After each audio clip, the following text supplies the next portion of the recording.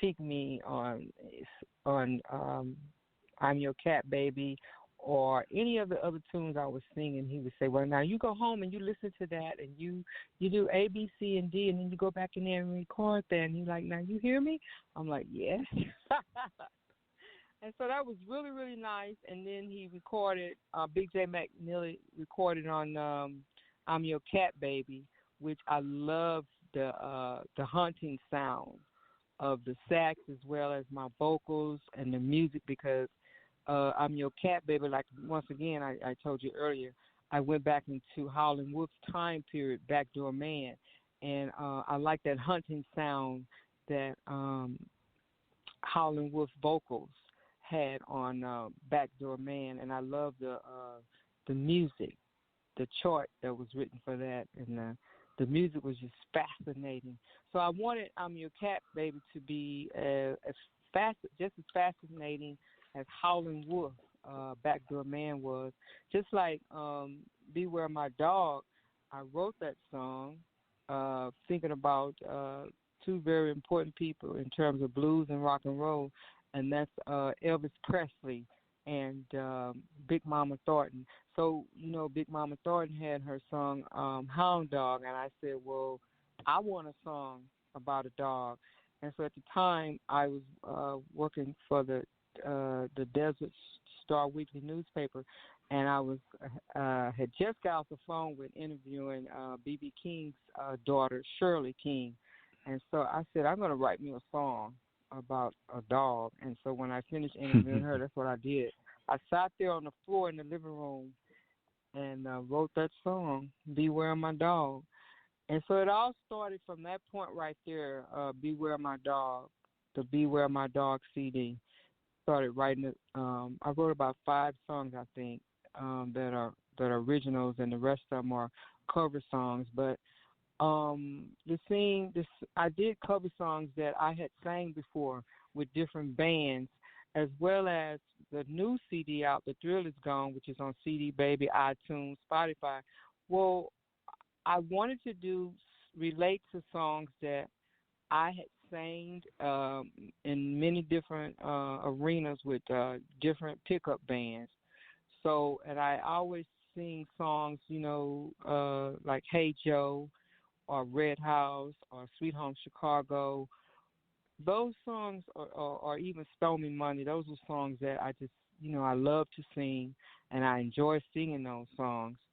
I just wanted to record those songs, and a lot of people can't relate to my sound, but I wasn't trying to sing Hey Joe or Red House or any of the cover songs, or even Damn Right I Got the Blues by Buddy Guy, or Bobby Blue Man, Stormy Monday, T-Bone Walker. But the point I'm making here, I wasn't trying to cover those songs and sound exactly like those artists. I wanted to put my twist, my spin on top of the cover songs of Bobby Blue Man, of T-Bone Walker, of Bessie Smith, Jimi Hendrix. I wanted to cover those songs, but with my own version and my own style, my own flavor. So that's what I was projecting the moment that I was in Leon Hayward's studio. So I wasn't trying to copy those artists. Like when you hear Etta James' song, At Last, everybody immediately, whoever sings her song, they immediately wants to hit that first note exactly how she hit the first note. I don't want to hit the first. I don't want to copy Etta James. Like the same thing with I'd Rather Be Blind. Well, I recorded it totally different. So when people hear I'd Rather Go Blind by Carolyn Gaines, they feel like, oh, well, maybe they might feel like, oh, well, that was all right. But I'm not trying to sing like Etta James. I don't want to copy Etta James. So everybody else who's singing I'd Rather Go Blind or At Last of Etta James, well, to me, I can immediately hear, okay, you copying Etta James. can't someone cover these cover songs and be different? And that's what I wanted to project, and that's what I felt like I projected in the studio. Hey Joe by Jimi Hendrix with my flavor that I came up with, not copying Jimi Hendrix or even downright I Got the Blues. No, I'm not copying Buddy Guy. I'm not copying Bobby Blue Man. No, on Stormy Monday, I did my flavor of Stormy Monday. Bobby Blue Man, and of course T-Bone Walker, which is my dad's great friend, and he's still his friend today. He loved T-Bone Walker. But I wasn't trying to copy the other artists. I just wanted to sing the music with the flavor of Carolyn Gaines. That's neat. I was thinking about that. So a lot of that is achieved, you were saying, from the singer side. It's about the note, a little note, I guess. I'm just a fan of music. And I remember you shared that with me when I first got your CD a couple of years ago, that, it was a different sound that some DJs playing it. And it's beautiful. I'm like, let's play it. It's great. Again, I just like the way people play things and music and sound. And there's so many different versions of different music. I hear all different songs from people that in a different take. And the blues is one that really does that, and so it's really cool, and what you also are teaching, and we got to talk about that, is those ladies,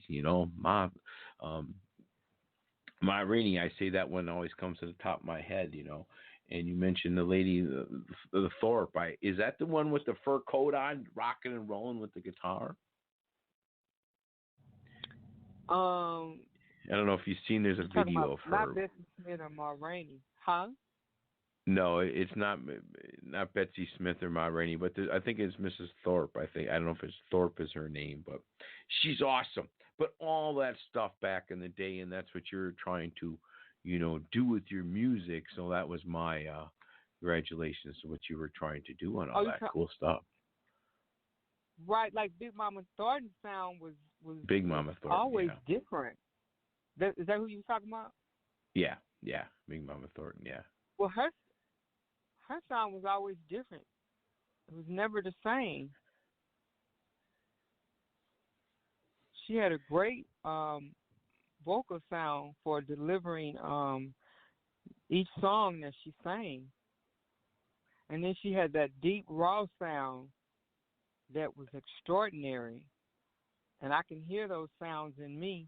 Like Leon Levy is best friends with Tina Turner, and so he recorded some music on me, and he said, well, music that I recorded on you to Tina Turner's house when I went to see her, and he said she just let your music kept playing over and over and over. I said, you mean she didn't say take it off, turn it off? He said no, and he said that Tina Turner said I sound like Big Mama Thornton. Yeah. Yeah.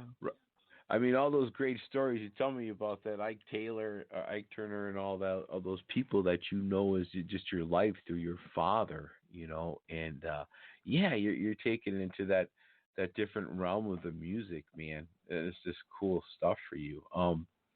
Any thoughts of going on what's happening today, as the live streaming? And I think I've seen a couple of things you were working on, what people are doing with the virus right now.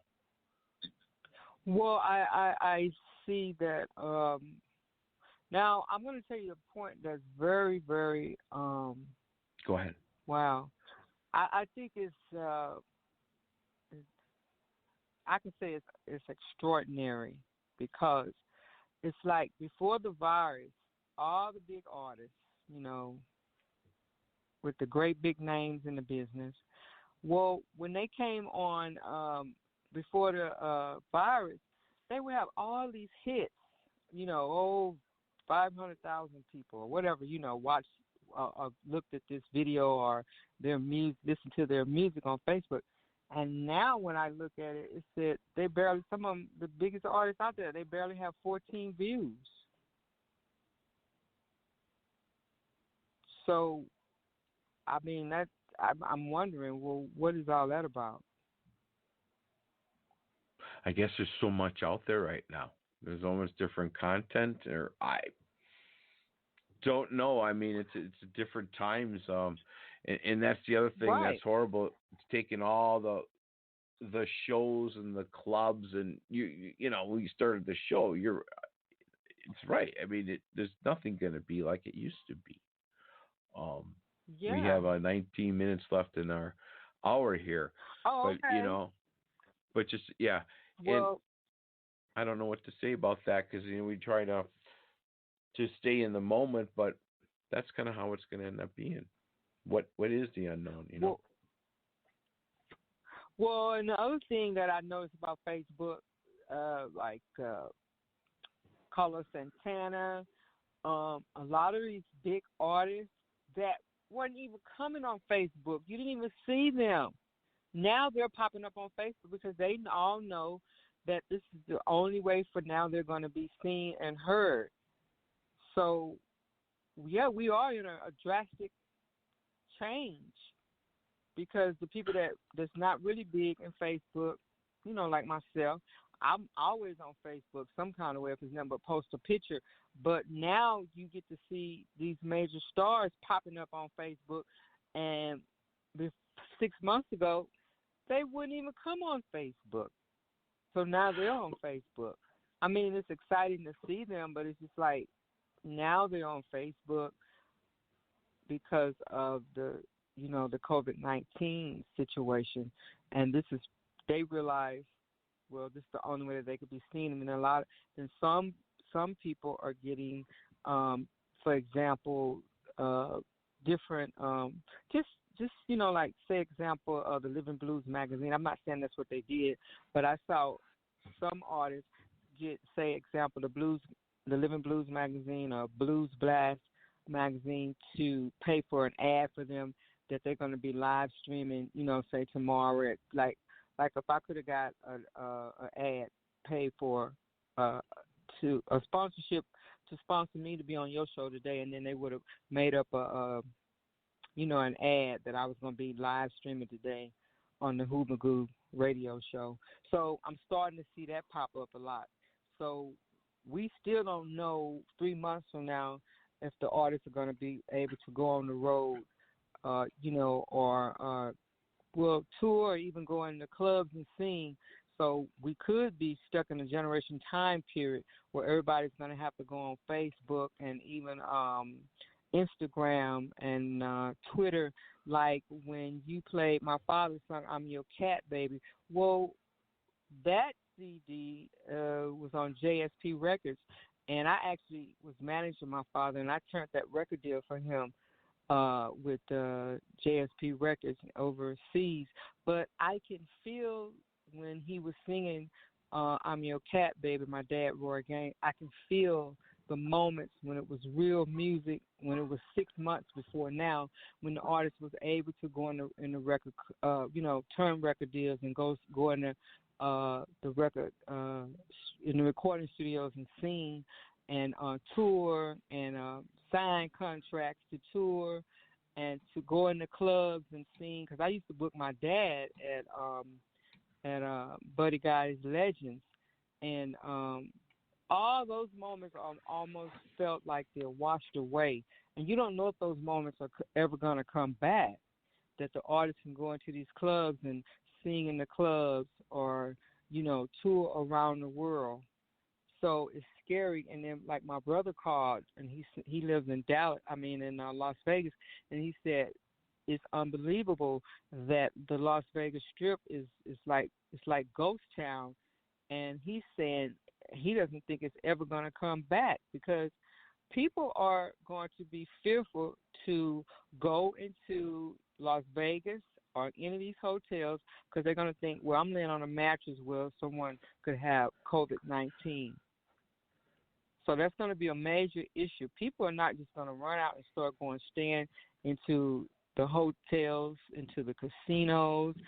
And we are in a time period, because of COVID-19, we have to literally be by ourselves, to not to wear our masks. People are not going to be congregating together And you don't know, like you're saying, you don't know when somebody's going to sneeze. You don't know when somebody's going to cough.